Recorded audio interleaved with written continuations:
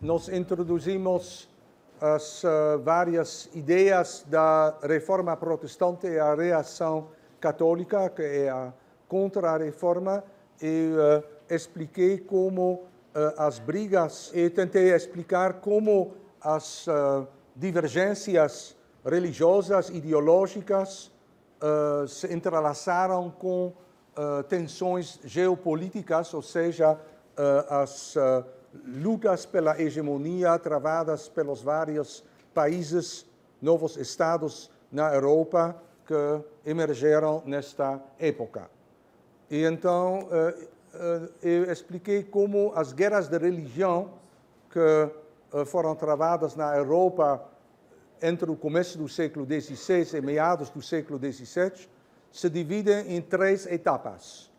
Primeira etapa é a etapa de Carlos V, segunda etapa é de Felipe II, terceira etapa é da Guerra de 30 anos. Então, comecemos com Carlos V. Talvez vocês conheçam Carlos V como Carlos I, pois para a Espanha ele é Carlos I, mas para o Império Alemão, Sagrado Império Romano, ele é Carlos V. E Carlos V nasceu na Bélgica de hoje e então herdou de todos estes territórios que eu te expliquei no começo da aula. Quer dizer que ele teve o império, ou como se dizia na época, literalmente o sol nunca se põe. Quando ainda é dia nas Américas, então já é noite na Europa. Ele estava com possessões tanto nas Américas quanto também amplamente na Europa. Mas possessões relativamente incoesas, o que dificulta então a luta que ele trava contra turcos, protestantes e outros reis europeus por motivos diferentes. Agora, se você repensa um pouco este mapa da Europa e visualiza onde está no poder Carlos V, então ele tem uma série de territórios na Europa central, Sagrado Império Romano, controla boa parte da Itália, praticamente falando, controla os Países Baixos e Bélgica de hoje, e controla a Espanha, mais as colônias da Espanha no Novo Mundo. Quer dizer que não tem uma continuidade territorial em suas várias possessões. Minha pergunta é: qual é o país mais perigoso que impossibilita a unificação dos territórios de Carlos V? É a França. Se a França está entre Espanha por um lado e Alemanha, Sagrado Império Romano, por outro lado. Então, a própria posição da França torna quase inevitável a luta entre Carlos V e Francisco I, o rei da França. E, na realidade, eles já nascem na guerra, pois, então, as guerras entre França e o Sagrado Império Romano antecedem o nascimento de Carlos V, pois começaram com a invasão do rei da França anterior, Carlos VIII da França, na Itália. E depois da derrota na Itália, então o rei da França vai renovar a guerra pelas possessões de Borgonha. Então tem vários itens para travar uma guerra entre os Habsburgos e a França. Então, do ponto de vista dos Habsburgos, a França é um entrave que melhor seria eliminar, mas não vai ser muito simples. Do ponto de vista da França, tem um cerco. De qualquer lado eles olham, tem Habsburgos. Sim? Então, o que vai acontecer? Você vai ver uma guerra de Carlos V contra os franceses, onde ele trava a guerra sobre possessões na Itália, sobre Borgonha, sobre os Países Baixos, e tem em seu lado, eventualmente, também o imperador. Por outro lado, a França, então, parece ser isolado. Agora vai acontecer algo interessante. O rei francês, que é católico, está em busca de aliados que podem ajudar contra o sagrado imperador romano Carlos V, que tem a seu lado o Estado papal. Com quem ele vai fazer amigos? Com o sultão turco. Sim, isto parece então um paradoxo, pois ideologicamente eles são os antípodas, mas politicamente eles precisam um do outro, pois os Habsburgos não só que eles têm a França como inimigo, eles também são contra os turcos, que são muçulmanos, e então deveriam ser derrotados para também espalhar o cristianismo no Oriente Médio. Então, para se defender contra os Habsburgos, a França vai fazer uma aliança com os turcos otomanos. E esta aliança é até uma aliança não meramente fictícia. Talvez vocês se lembrem que em 1529 o rei da França, que antes fora preso pelas tropas Habsburgos, se libertou, mas o preço foi a cessão de todas as suas reivindicações sobre a Itália. Então, eventualmente, ele assina um papel que dá muita coisa aos Habsburgos. Em 29 é o mesmo ano, quando não por acaso os turcos fazem o assédio da capital dos Habsburgos em Viena e quase conseguem derrotar os Habsburgos. Sim? Então, é algo onde o desfecho desta luta não é dada de antemão. E, na realidade, também acaba meio inclaro. No mesmo tempo, o imperador, então, precisa fazer guerra contra a França, guerra contra os turcos e guerra contra os protestantes. Mas guerra contra os protestantes não só quer dizer alguns hereges que você pode colocar na fogueira e acabou. Ali tem toda uma aliança de príncipes que se organizaram para defender Lutero e as ideias luteranas e que estão em revolta contra o imperador que está de seu lado, outros príncipes que se mantiveram católicos. Então tem uma batalha, a Batalha de Mühlberg, que até os católicos vencem os protestantes, e você pode admirar o imperador Carlos V aqui num uniforme de um cavaleiro medieval, pois ele então pensou que ele ainda viveu na Idade Média, ainda não foi esclarecido que já foi a Idade Moderna.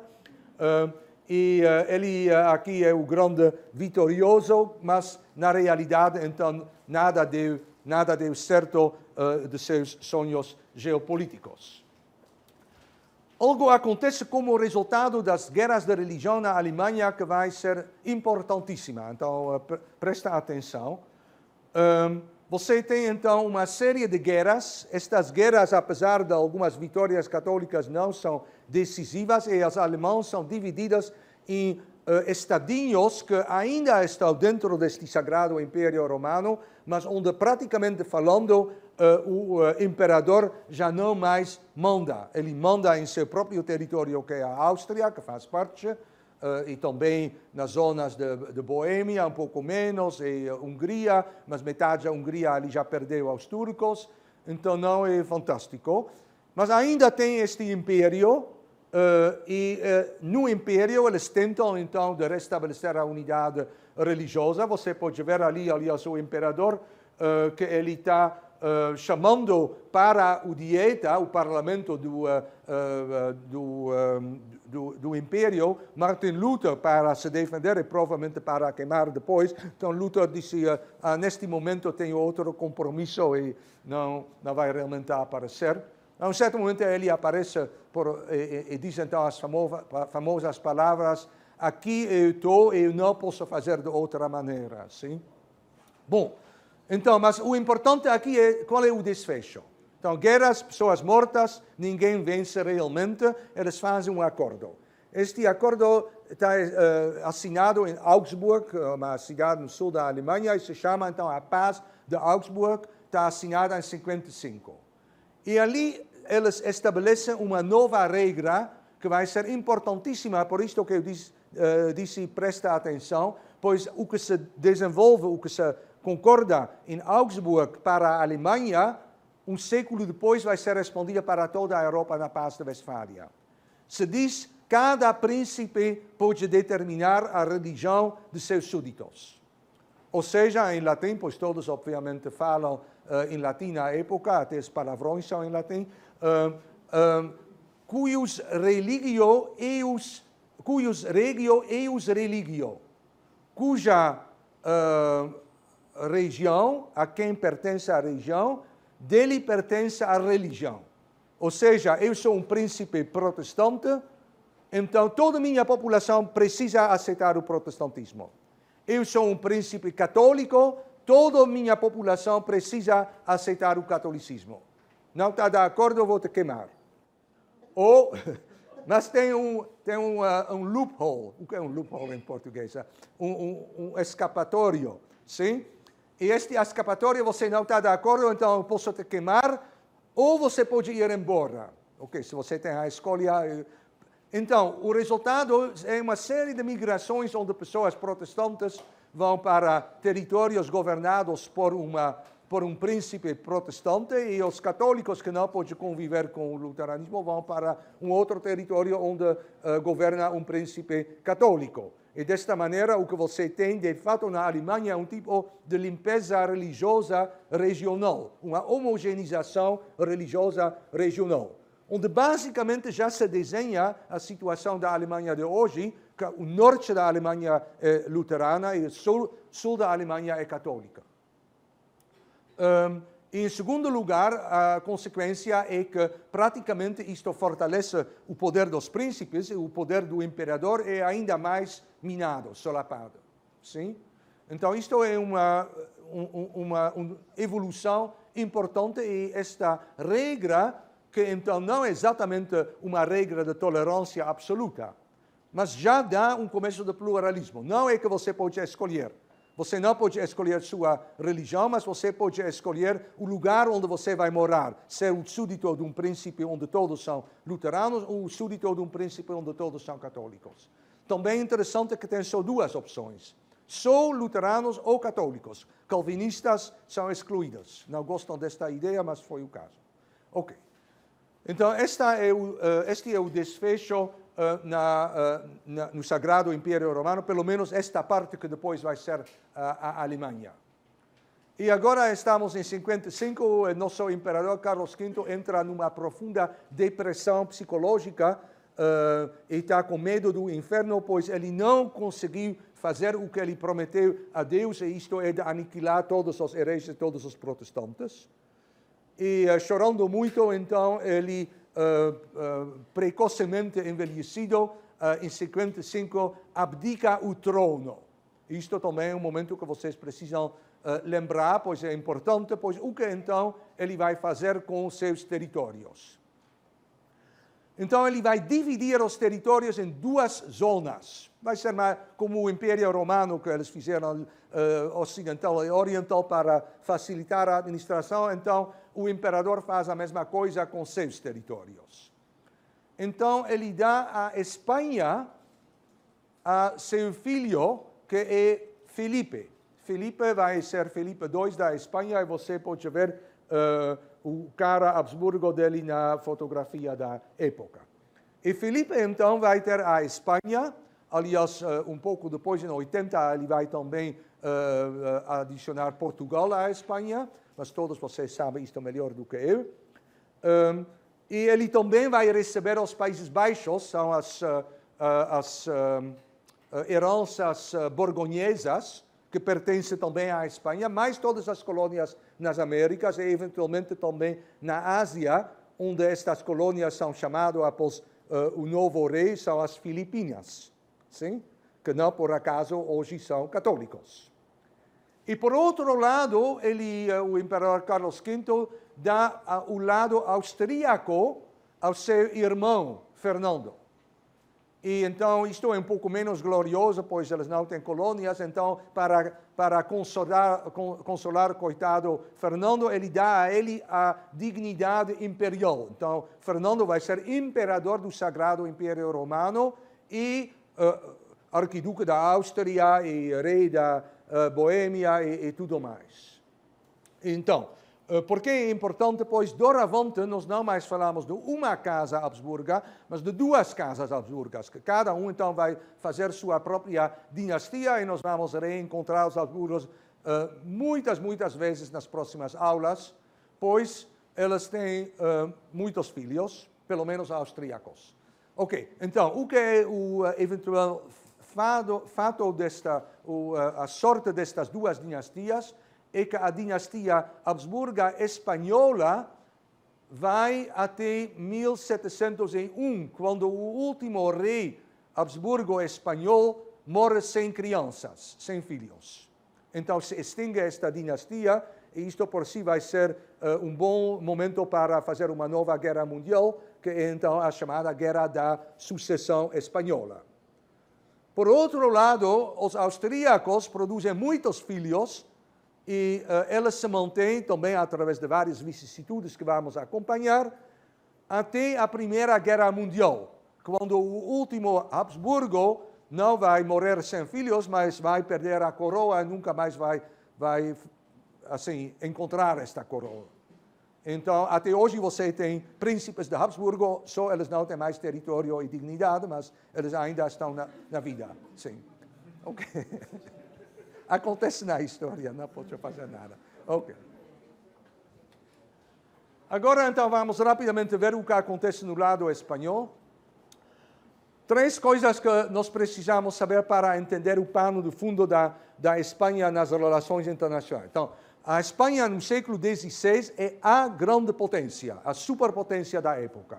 Você pode dizer que na época de Filipe II, temos no mundo, pelo menos no mundo mediterrâneo, europeu, uma bipolarização, uma guerra fria, como entre Estados Unidos e Rússia, e capitalismo e comunismo. Você teve, por um lado, a Espanha, campeão do catolicismo, e, por outro lado, os otomanos, campeão do Islã. E ambos foram mais ou menos do mesmo tamanho e da mesma força, e tiveram várias guerras, mas, em geral, mantiveram assim, uma paz muito fria entre si, não formalizada. Ok.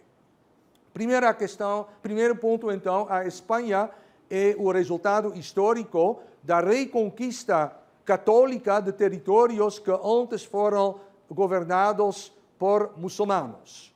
Esta reconquista, processo duradouro que nós encontramos semana passada, vai estampar, vai dar seu caráter nacional à Espanha. Um catolicismo nacional militante. Então, uma combinação de religião e militarismo, que é assim, o que é mais característico da Castela, que é a parte predominante politicamente da Espanha. A reconquista termina com uma homogeneização onde toda a Espanha vai se tornar totalmente católica. Isto se faz pela expulsão ou batismo católico obrigatório dos não católicos, ou seja, as minorias muçulmanas e judaicas que são significativas. E como isto por si produz uma grande população cujo catolicismo é duvidoso, você precisa também introduzir instrumentos para testar e para tornar mais certo sua religiosidade, e isto é a Inquisição.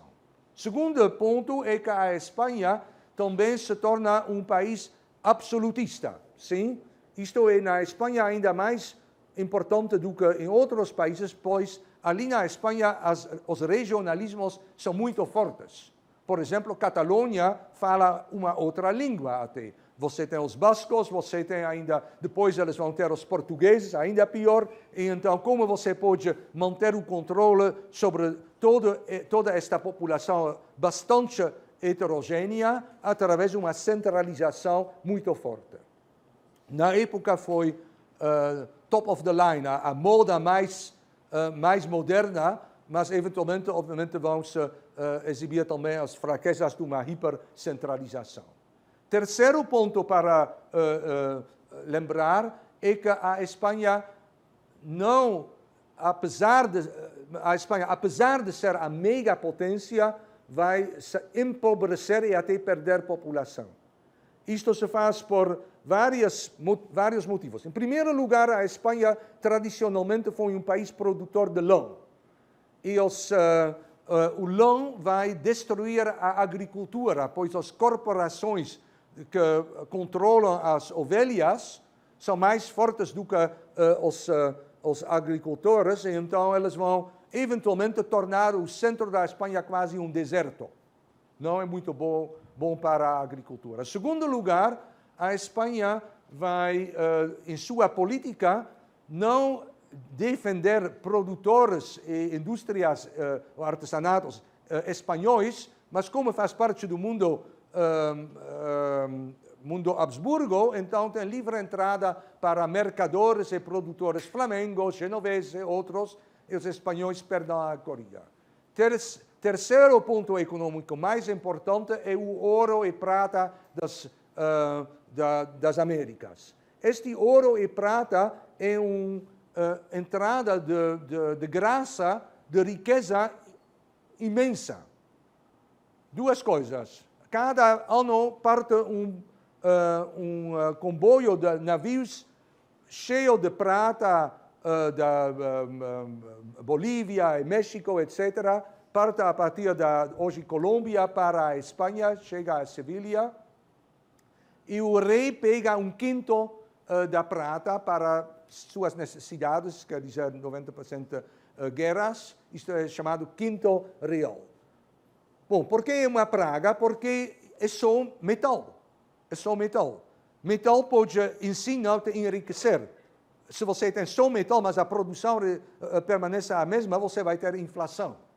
Como a Espanha, então, no lugar de desenvolver, de aproveitar sua predominância na Europa, temporária por definição, para desenvolver sua economia, então ele simplesmente deixa entrar a prata, confundem metal com riqueza e prosperidade verdadeira e, eventualmente, tem que lidar com uma mega inflação, um empobrecimento local, e o rei, então, está sentado numa monte de prata, mas ele ainda não tem o dinheiro suficiente para conduzir suas guerras, e quando eventualmente ele perder todas estas guerras, a Espanha se encontra um país empobrecido, tipo de terceiro mundo dentro da Europa, e vai ficar assim até o século XX. Ok, isto é então, é um pouco como petróleo no mundo árabe, sim? Mais você tem petróleo, menos é o desenvolvimento. Os sultões ou sheiks da Arábia Saudita, monarcas, etc., eles usam o petróleo para não fazer desenvolvimento, para subornar a população. Sim, você pode pagar menos impostos, pois tem petróleo, você vai ter petróleo de graça se você tem um carro, mas industrialização, desenvolvimento, etc., não realmente acontece. Agora, então, nós estamos na segunda fase, e nesta segunda fase, então, a Espanha, segunda metade do século XVI, a Espanha é predominante, e Felipe II, então, lidera de forma ultra centralizada a partir de sua fortaleza perto de Madrid, todo este império enorme, mas ele está permanentemente envolvido em guerras, tantas guerras que ele precisa pagar milhões para fazer estas guerras, e mesmo com o quinto real vindo das Américas, nunca tem suficiente dinheiro para pagar todas estas guerras. Então, ele tem que lidar com uma revolta importantíssima na sua província mais rica. Qual é a província mais rica da Espanha? A província mais rica da Espanha é Flandres, pois exatamente estas possessões ex-borgonhesas, então, ficaram a herança de Felipe II. Vamos ver, então, eles combinando centralização e inquisição, ele vai provocar ali uma revolta que vai ser cada vez mais protestante. Ora, os Países Baixos, inclusive Flandres, por si equivale a um quarto de sua renda, sim? Então não é boa a ideia de perder estas províncias. Segundo lugar, ele tem uma inimiga forte na rainha Elizabeth da Inglaterra. Em terceiro lugar, ele tem guerras contra o arqui-inimigo francês. Depois ele tem hereges, depois ele tem muçulmanos que ainda não foram expelidos da Espanha, que fazem uma revolta. E fora disto, ele tem também permanentemente guerras e guerrilhas com os turcos, que estão em todo o mundo mediterrâneo. Então é algo que não dá para manter, sim? Por mais que ele seja o homem mais poderoso do mundo, tem um limite. Sim, exatamente porque a Europa não é unificada, não é o Império Chinês. Tem muitos estados ali, tem muitas guerras. A Europa é o continente das guerras. Então, Filipe II tem um império que vai sofrer do que eu introduzi na primeira ou segunda aula como Imperial Overstretch, o síndrome do império superesticado, que tem tantos compromissos e os recursos não mais cobram todos os compromissos. E então ele vai ter que emprestar dinheiro.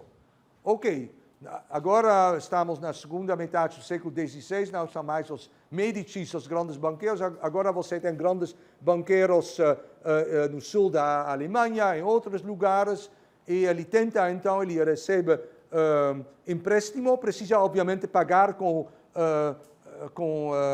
juros enormes, não tem o dinheiro para pagar os juros enormes, o que ele faz? Bancarrota nacional. Agora não, repudia todas as dívidas, não mais devo nada, pois meu estado é bancarrota. Recomeço de novo.